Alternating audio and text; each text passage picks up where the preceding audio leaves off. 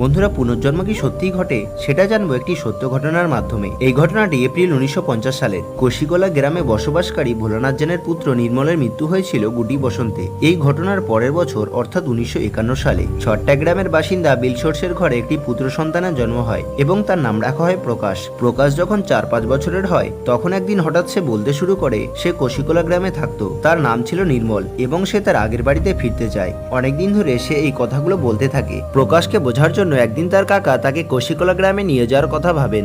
1956 সালে যখন তার কাকা তাকে কোশিকোলায় নিয়ে যান তখন প্রকাশের পুরনো স্মৃতি ফিরতে থাকে। তবে সেদিন তার দেখা তার আগের জীবনের পিতা ভোলানাথ জেনের সঙ্গে হয়নি। 1961 সালে ভোলানাথ জেন কোনো এক কারণে ছট্টা গ্রামে যান। সেখানে তিনি জানতে পারেন যে প্রকাশ নামের এক বাচ্চা তার মৃত পুত্র নির্মলের সম্পর্কে কথা বলছে। তখন তিনি তার পরিবারের সঙ্গে দেখা করতে যান। প্রকাশ তৎক্ষণাৎ তার আগের জীবনের পিতা হিসাবে চিনে ফেলে এবং তাকে এমন অনেক তথ্য জানায় যা শুধুমাত্র নির্মলই জানতো। তো বন্ধুরা, পুনর্জন্মের এই ঘটনা নিয়ে আপনাদের কি মতামত সেটি কমেন্টে অবশ্যই জানাবেন।